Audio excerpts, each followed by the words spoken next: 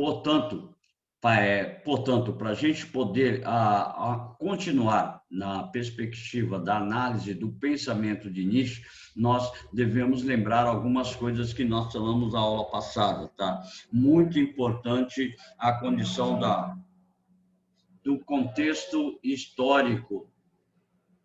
Deixa passar o avião por aqui.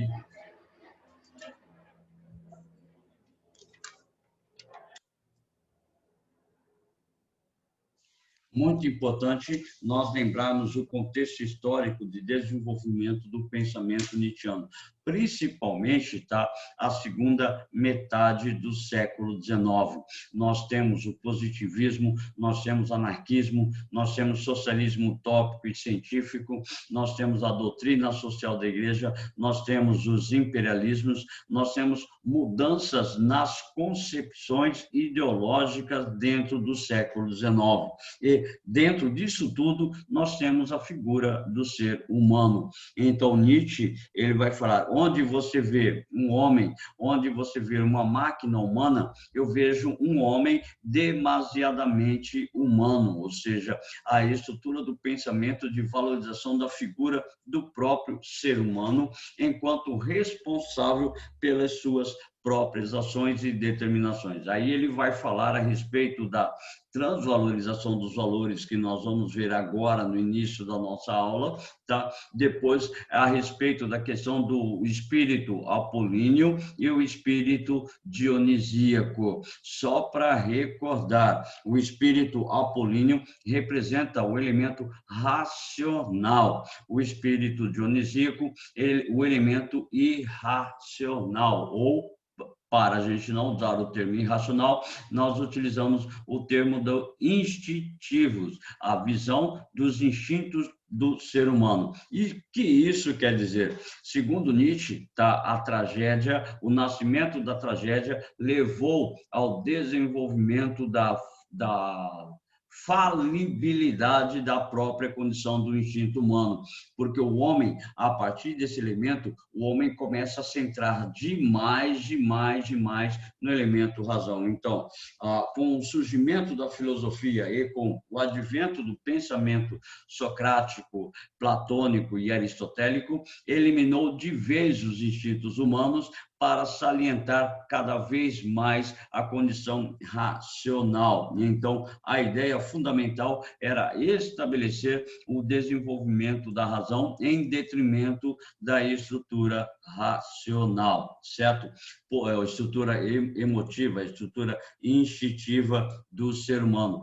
Portanto, com o passar do tempo, com o advento da caminhada do ser humano, estabelece-se uma nova perspectiva acerca das suas abordagens. O homem deixa os seus instintos, O homem deixa os seus instintos e passa a agir de acordo com a razão. Mas, segundo Nietzsche, a razão conduziu o homem, ao niilismo, ou seja, a ausência de tudo, a perda dos seus valores. Então, para hoje, nós temos que analisar a ideia que nós falávamos na aula passada. Chegamos até a questão da genealogia da moral. E diante da genealogia da moral, nós falávamos assim, a origem da moral, a gênese da moral está no próprio ser humano. Então, é o ser humano que cria normas, regras, leis, institui para todos o ser humano e acaba, com o passar do tempo,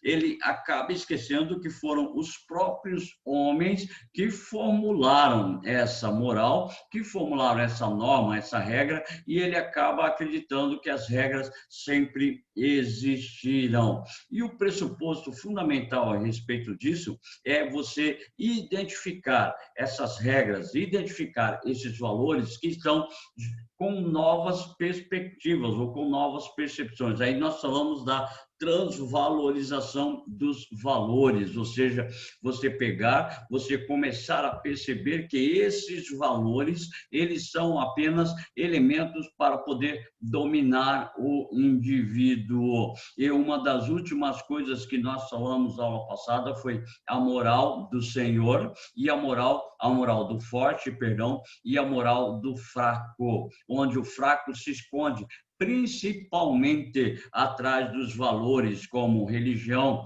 como família, e acaba sendo dominado pela estrutura ideológica dessas instituições, tá? E a moral do forte, aquele indivíduo que é capaz de lutar, de romper as suas condições, ele não se esconde atrás de qualquer outra moral, de qualquer instituição. E a partir daí, ele é o para além do homem, ou seja, ele é chamado de super-homem, ele consegue romper as barreiras das instituições que prendem, que o cercam. Então, para Nietzsche, fundamental importância você identificar os valores que te prendem e destruí-los. Daí a filosofia do martelo. Então, diz aqui embaixo, a filosofia do martelo é justamente identificar pressupostos, as bases desses valores que foram criados, que foram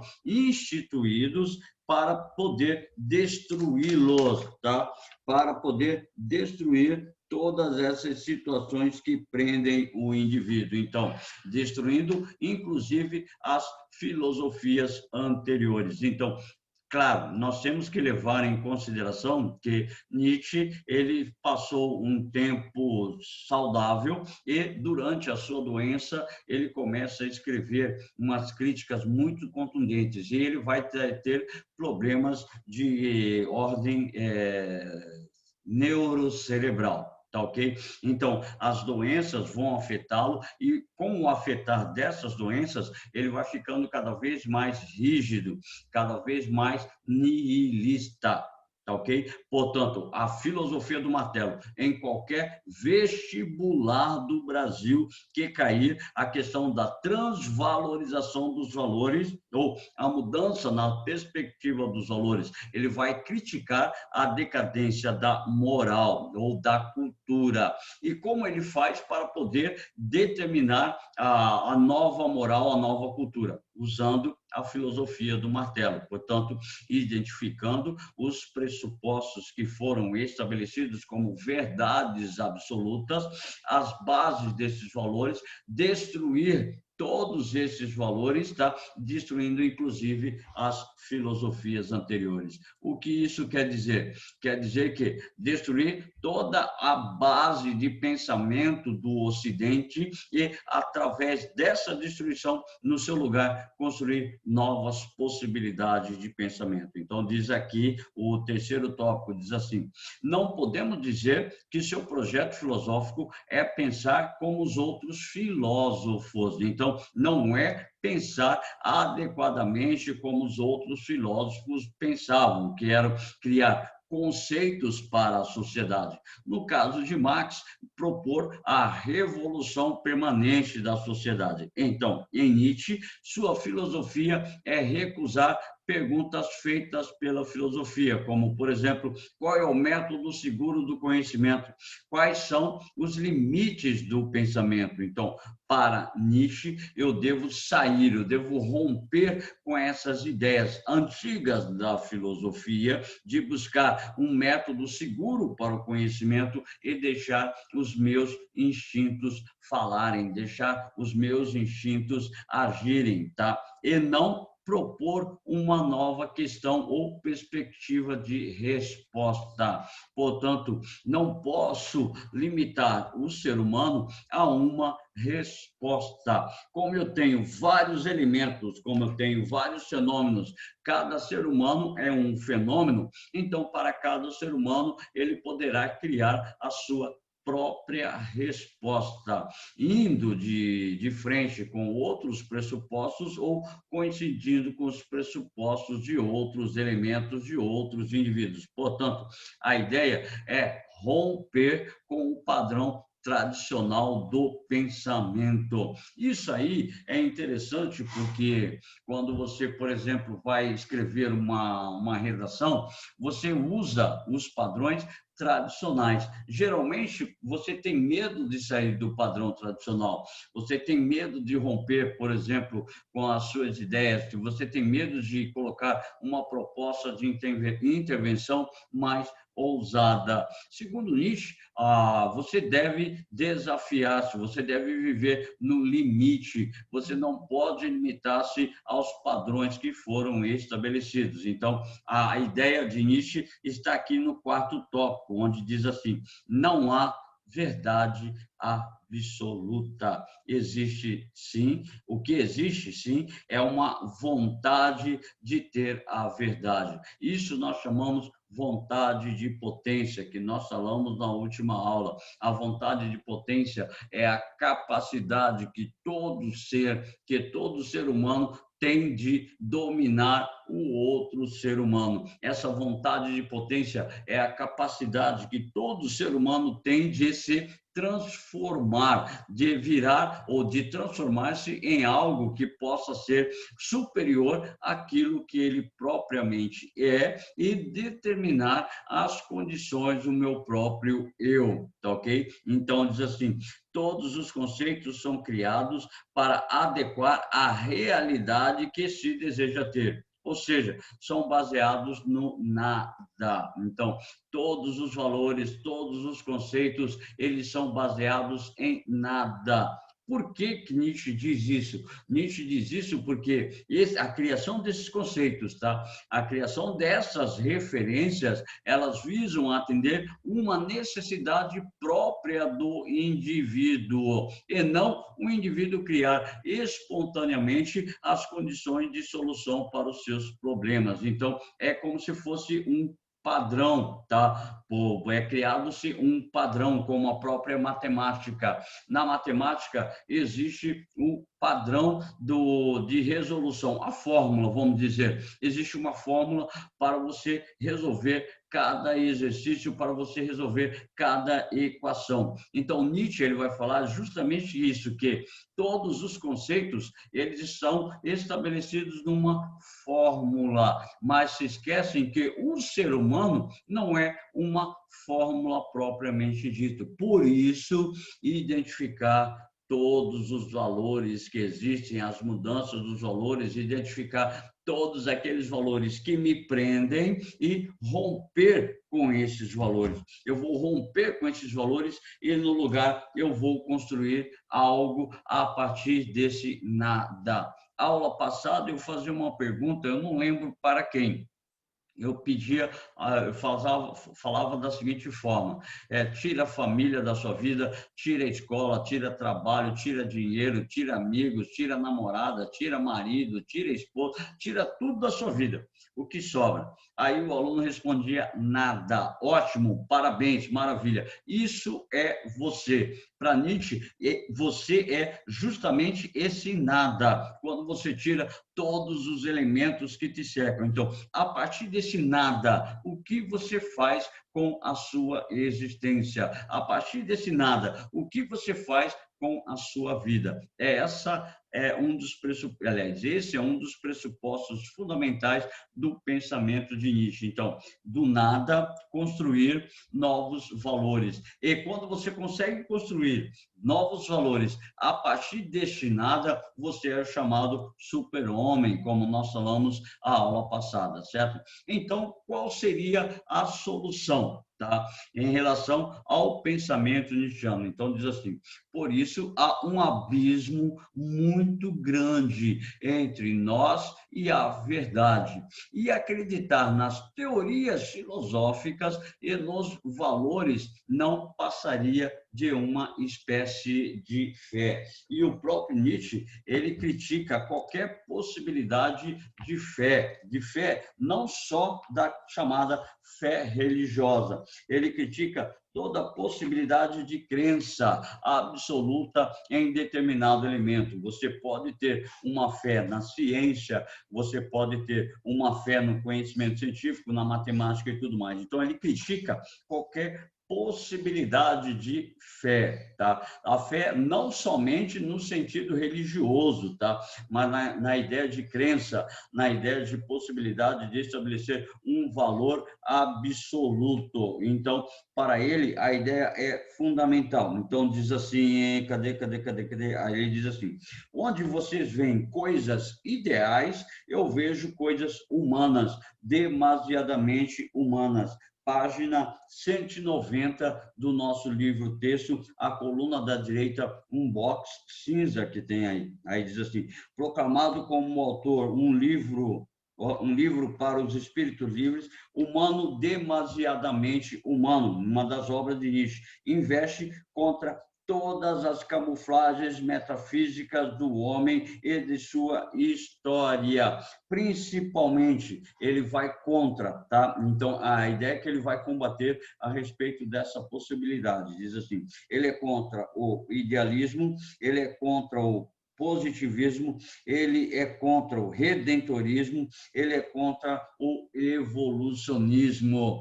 Pega a página 190, por favor. Tá? Aí diz assim, são 4 tópicos muito importantes. Se você quiser, você pode marcar esses 4 tópicos. Diz assim: o idealismo que difunde e tira proveito da ideia de um outro mundo, criando assim a perspectiva de antimundo, uma filosofia fundada na negação da própria vida, entende? Para Nietzsche, eu não posso negar a própria vida, eu não posso criar algo que seja ideal, porque a vida ela é desenvolvida através da própria existência do homem no mundo. Então, o homem no mundo, ele vive. E como ele vive, é essa a preocupação de Nietzsche. Então, segundo tópico, ele é contra o positivismo porque pretende reduzir a vida às teorias racionalistas, às ciências sobre a vida. Então, fica bem claro o porquê que ele é contra o positivismo da sua época, porque para ele o positivismo centra demais o conhecimento do ser humano à luz da ciência e à luz da razão. Por isso, ele critica o pensamento de Augusto Comte, tá? Todos os redentoristas sociais e religiosos são geradores de um espírito de rebanho, incapaz de pensar e agir com autonomia. Da nossa aula passada, então, tanto os redentoristas sociais ou religiosos, eles mantêm o indivíduo sob uma espécie de controle, onde haverá o desenvolvimento do espírito do rebanho, tá? Ou a moral do fraco, onde ele vai se esconder através de uma teoria social, através de uma teoria religiosa, certo? Através de uma moral, de um preceito religioso. E ele é contra o evolucionismo com sua concepção excludente de outras formas de vida que não ajustem ao progresso civilizacional, ou seja, segundo o pensamento de Nietzsche, ele era contra tudo, tá? Contra tudo. Então, pergunta assim, o que é a verdade, então? A verdade, não há essa resposta. Não tem como eu estabelecer o que é uma resposta para o que é a verdade. Então, aí entra um pouco do elemento do ceticismo para Nietzsche. Para Nietzsche, é um pouco do ceticismo nietzschiano, tá ok? Que para Nietzsche não há a possibilidade de eu criar uma verdade que seja absoluta, mas talvez se nos aproximássemos mais de nossos instintos, poderíamos alcançá-la, tá? Esse abismo que nunca deixará de existir, o abismo entre a verdade e a possibilidade do indivíduo alcançar essa verdade. Então, da filosofia do materno, e assim a gente vai assim. Assim, os valores e a cultura em geral buscam criar um mundo aparente, os ideais de igualdade, os ideais de fraternidade, o próprio ideal de liberdade, onde os indivíduos criam padrões que são ideais, mas coloca o ser humano no centro desse idealismo, onde esquece-se da possibilidade da convivência humana. Portanto, a filosofia colocou um mundo ideal acima da realidade. É justamente essa uma das grandes visões que Nietzsche estabelece no seu tempo. Nós falamos do idealismo de Immanuel Kant, nós falamos do idealismo alemão de Hegel, Schopenhauer, tá? De Kierkegaard, tá? Esses indivíduos chamados de idealistas, eles colocam, tá, um mundo ideal acima da realidade. Segundo Nietzsche, nada do que é ideal conduz necessariamente ao fortalecimento da existência humana. Então, a razão está acima da vida. Os valores como verdade, justiça, bem e mal, acima da experiência humana. Então, Nietzsche, ele quer justamente colocar que o ser humano é responsável por estabelecer todos esses elementos, e esses elementos são bases para o processo de formação ou de entendimento da sua própria existência. Aí diz assim: a verdadeira filosofia para Nietzsche conduz a um pensamento que não tem fundo, ou seja, ao descobrir todos os valores, ele percebe que não há nada por trás desses valores. Novamente, a ideia do niilismo. E o nosso livro de filosofia, a página 192 e 193, fala da obra Assim Falou Zaratustra. E vocês sabem quem é Zaratustra, tá? Eu não vou precisar falar de Zaratustra aqui. Murilo Cury, quem é Zaratustra? Boa pergunta. Fala sério. Maria Helena Castro, né? Maria Helena, quem foi Zaratustra?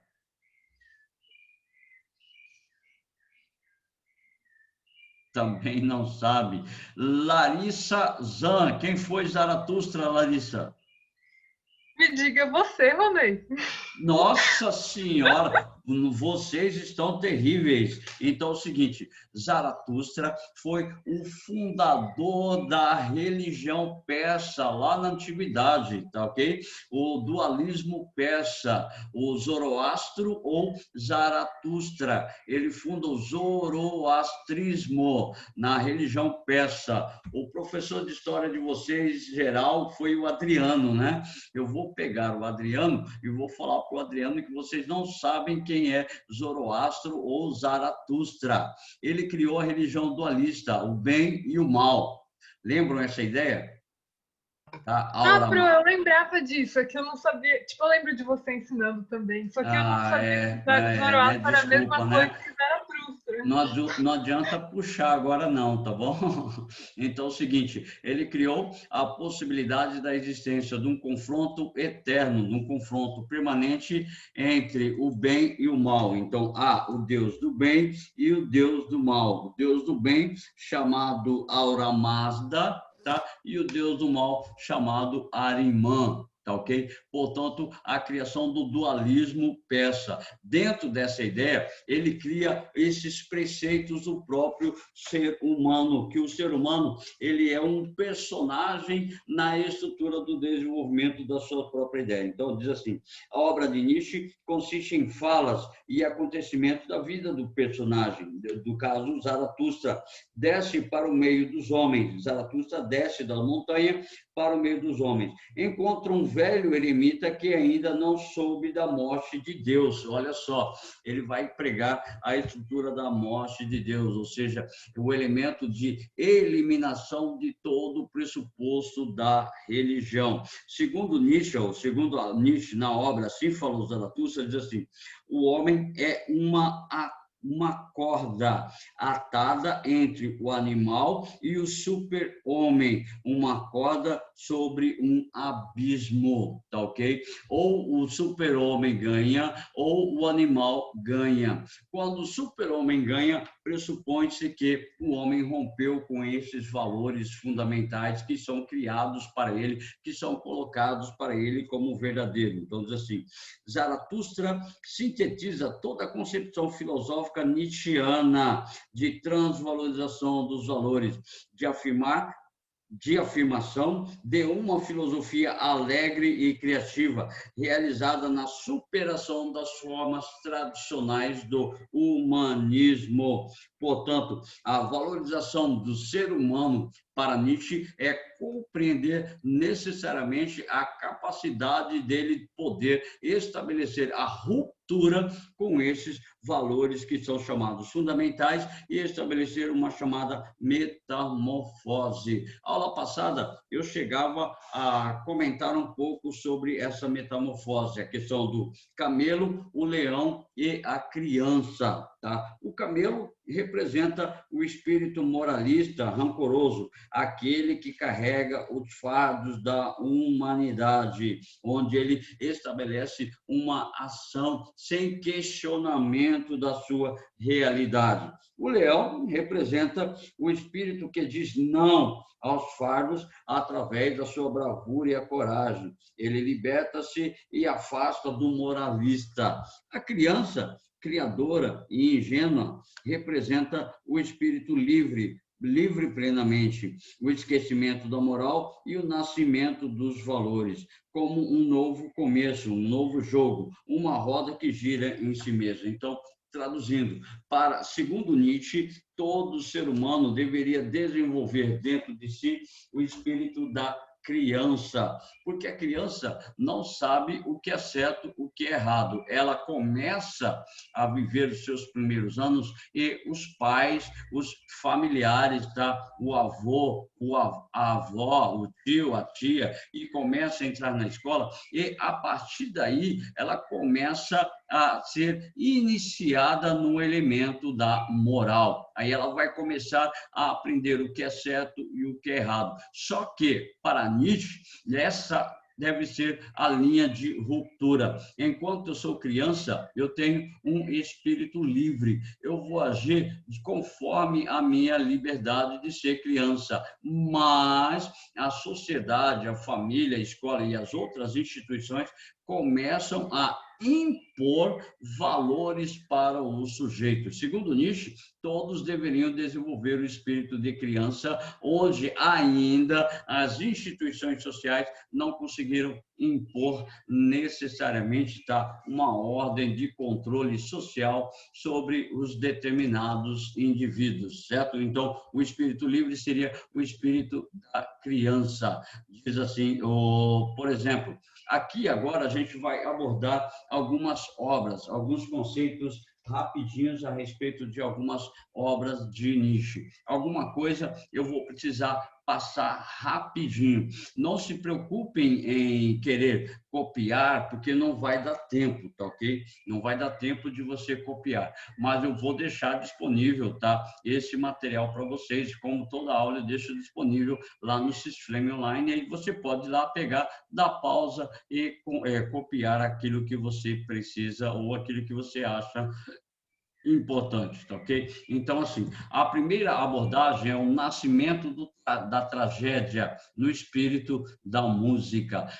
Nietzsche é um pouco contundente nas suas afirmações. Ele diz assim, a ideia de que ele publica a obra O Nascimento da Tragédia, além de recorrer à oposição entre o apolíneo e o dionisíaco para explicar a origem da tragédia, Nietzsche pretende denunciar a morte da tragédia pela filosofia socrática. Então, aquilo que nós falamos do início da aula, para Nietzsche, o desenvolvimento do pensamento, da filosofia por Sócrates, Platão e Aristóteles, eliminou o elemento da chamada tragédia, eliminou os instintos do ser humano, centrando demais no elemento racional. Isso eu já estou cansado de falar. Então, note que, para Nietzsche, com o advento da filosofia socrática, da filosofia platônica, rompe-se gradativamente com o espírito dionisíaco e funda-se as abordagens, o conhecimento dentro do espírito apolíneo, certo? Acusado de subordinar a filologia, a música e a filosofia, tá? E de não ser, portanto, um cientista, Nietzsche recebeu apoio de fontes variadas. Esse livro contém documentos do debate do pensamento de Milanovich, Rhodes e Wagner, principalmente Wagner, que foi um contemporâneo, tá, de Nietzsche, um grande músico, um grande compositor alemão. Então, isso nós temos assim, pegar a música, segundo Nietzsche, a música ela é capaz de direcionar o espírito humano. A música ela é capaz de resgatar toda a essência, toda a emoção do ser humano. Quem nunca, aqui nessa sala de aula, quem nunca se sentiu emocionado, se sentiu alegre, se sentiu espirituoso ouvindo uma música? E, geralmente, a música que a gente mais gosta, que a gente mais curte, ela tem uma ligação direta com esses sentimentos instintivos. Portanto, segundo Nietzsche, a música é uma forma de você ultrapassar os limites desse conhecimento racional, dessa abordagem racional, certo? Ainda diz assim, Gaia Ciência é uma outra obra de Nietzsche, tá? Onde ele estabelece as suas abordagens acerca do tema ciência. Nesta obra, Nietzsche discute a arte, a moral e o conceito de verdade, entre outros temas. Justamente aquilo que nós falamos, que o ser humano cria conceitos, o ser humano cria verdades que são chamadas de verdades absolutas como referência, mas qual é a verdade? Se cada ser humano é um fenômeno em si, em potencial, então eu não posso estabelecer uma verdade que seja absoluta, porque essa verdade estaria ligada a outros conceitos fundamentais, certo? Ele também é conhecido pelo seu texto Nada Árido, apresenta aqui uma ampla diversidade de estilos literários, ok? E assim sucessivamente. E essa obra tem comentário no nosso livro de filosofia. Assim falava Zaratustra. Zaratustra, um personagem muito importante para Nietzsche, porque, segundo Nietzsche, Zaratustra compreendeu, tá, a oposição que existe entre o bem e o mal, o que existe entre o apolíneo e o dionisíaco, tá, ok? Este livro que influenciou significativamente o mundo moderno através da sua expressão. Só para você ter uma ideia, o livro foi escrito originalmente em 3 volumes separados, em um período de vários anos. Depois, Nietzsche decidiu escrever outros 3 volumes, mas apenas conseguiu terminar um. Após a morte de Nietzsche, ele foi impresso em um único volume. Então, nós temos essas condições do Assim Falava Zaratustra, ou em espanhol, da tradução do espanhol para a língua portuguesa, Assim Hablava Zaratustra, ou Assim Hablou Zaratustra, dentro dessas prerrogativas. Então, para explorar muitas ideias de Nietzsche, o livro usa uma forma poética e fictícia, tá? Mas o mais importante é essa informação aqui. O centro de Zaratustra é a noção de que os seres humanos são uma forma transicional entre macacos e o que o Nietzsche chamou de Übermensch, tá? Literalmente, além do homem, ou normalmente chamado de super-homem, ou seja, o macaco é aquele indivíduo que ele é comandado por outro indivíduo, dentro daquela postura, se esconde através das morais,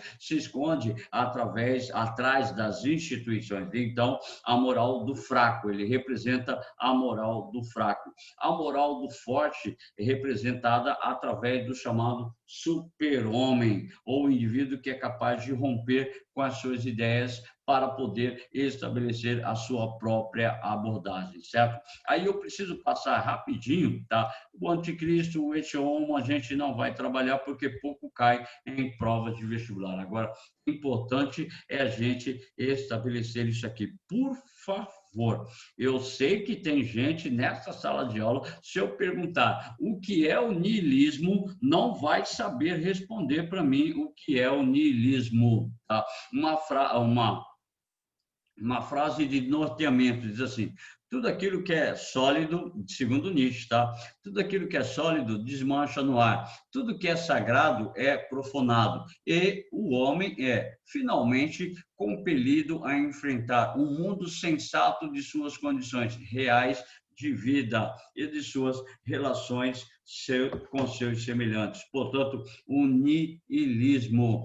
Por favor, quando os valores superiores perdem a importância. Niilismo vai dizer nada. Portanto, esses valores, eles vão significar nada para o indivíduo. Moral, família, religião, sociedade passam a perder o seu significado e, a partir daí, passa a significar uma condição do nada. Então, temos assim, o que é o niilismo? Tá? Segundo a tradução do dicionário, tá, de etimologia da língua portuguesa, Roas, ele diz assim, pode significar, redução ao nada, aniquilamento ou a não existência. É justamente isso que coincide diretamente com o pensamento de Nietzsche. Então, em Nietzsche, tá?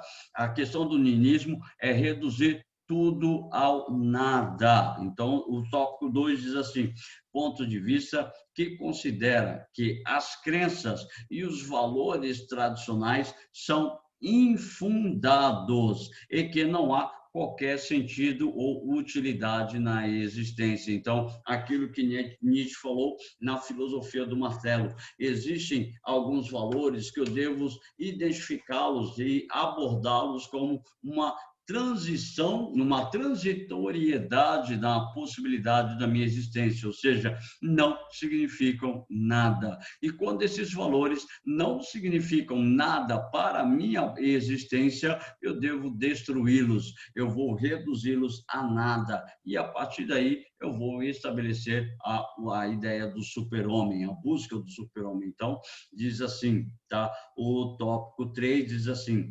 total e absoluto espírito destrutivo em relação ao mundo circundante e ao próprio eu. E Nietzsche falava ainda que, se for preciso, eu tenho que destruir o meu próprio eu para poder criar um novo eu a partir dessa destruição. Então, eu vou destruir o meu próprio eu para, no lugar deste eu, construir um novo sujeito, tá? Construir um novo elemento dentro da possibilidade de entendimento da sociedade. Diz assim, não, volto e aqui, certo? Então, a ideia fundamental a respeito de Nietzsche é justamente essas condições, a transvalorização dos valores, a filosofia do martelo e tudo mais, tá? Para a gente poder encerrar de vez a nossa aula, a nossa abordagem sobre Nietzsche, eu preciso que vocês peguem, por favor, o exercício número 6 da página 199. Exercício número 6 da página 199.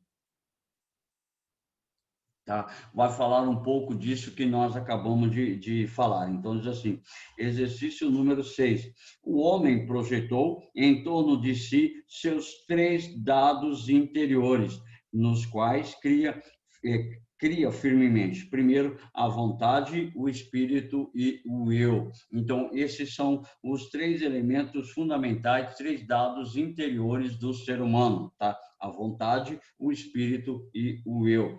Primeiramente, deduzo a noção de ser da noção de eu, representando-se as coisas como existente à sua imagem e semelhança, de acordo com sua noção do eu enquanto causa.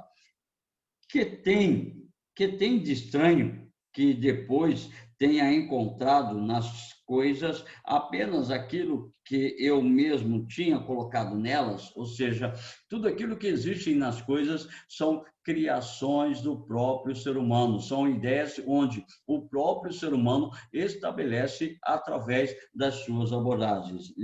O fragmento apresenta letra A, descrição da máxima nietzschiana fundada na ideia da vontade de poder. Não é vontade de poder. Seria, na verdade, a vontade de potência, em que o poder nos leva a acreditar no mundo objetivamente construído. Não. Segundo Nietzsche, a vontade de potência me leva a acreditar no mundo que é subjetivamente construído, onde cada ser humano, onde cada indivíduo é responsável pela criação do seu próprio mundo. Então, joga fora a letra A. Deixa eu pegar minha material de anotação. Tá? Joga fora letra A. Letra B. Crítica ferrenha de Nietzsche a toda manifestação apolínea. Não, Nietzsche não tem uma crítica à manifestação, a apolínea, peraí, estou confundindo. Crítica ferrenha de Nietzsche à manifestação apolínea, tá certo, tá? Fundada na subjetividade. Aí a subjetividade não entra, ela é fundada na objetividade dos próprios seres humanos, ou na construção do eu a partir da vontade imanente, declarada no erro, na confusão entre a causa e efeito. Então, joga fora a letra B. Por favor, Nietzsche, ele estabelece uma crítica, sim, às manifestações apolíneas, mas elas não são de formas subjetivas, elas são de formas objetivas, criadas como uma base da orientação da estrutura do pensamento humano. É isso que Nietzsche vai criticar, porque ele vai defender a subjetividade e os instintos humanos. Então, joga fora a letra B. Letra C. Posição nietzschiana sobre as causas imaginárias que revelam o fracasso da existência humana a partir da crença que nutrimos em relação ao eu e ao ser ordenadamente que os instintos em dar para as coisas são reafirmadas no logos. Então, joga fora, não tem nada de condição imaginária, tem condição da própria existência humana. Joga fora. Para a gente poder encerrar, letra D, que é a única que sobrou, então a resposta está correta. Consideração na qual Nietzsche aprofunda as suas convicções acerca do erro como causalidade falsa e repercute a ideia de crença que temos no mundo interior repleto de fantasmas e de reflexos enganosos. Esses fantasmas, esses reflexos enganosos são justamente aquelas situações que nós acabamos de falar das morais ou da moral criada, que é tida como insuficiente, que é tida como uma estrutura de dominação do próprio ser humano. Certo? Nossa, Nietzsche é profundo, Nietzsche é complicado. Não vou falar que Nietzsche é fácil, não. Mas, assim, tem uma possibilidade de simplicidade no seu entendimento, embora você tenha que ler muito a respeito de Nietzsche. Então, para Nietzsche, a ideia é você identificar os valores, os pressupostos que são colocados como verdadeiros, destruí-los e, no lugar, construir novos valores, tá ok? Então, a moral do forte, a moral do fraco, a moral do rebanho. Você deve romper com a moral do rebanho e instalar a própria condição do super-homem ou do et-homo, ou a possibilidade de romper com os valores tradicionais, utilizando sempre a chamada filosofia do martelo, certo? Para a nossa aula de filosofia, eu encerro aqui. Nós temos que fazer uns comentários acerca do nosso tema de redação para essa semana. Eu vou encerrar a gravação, tá?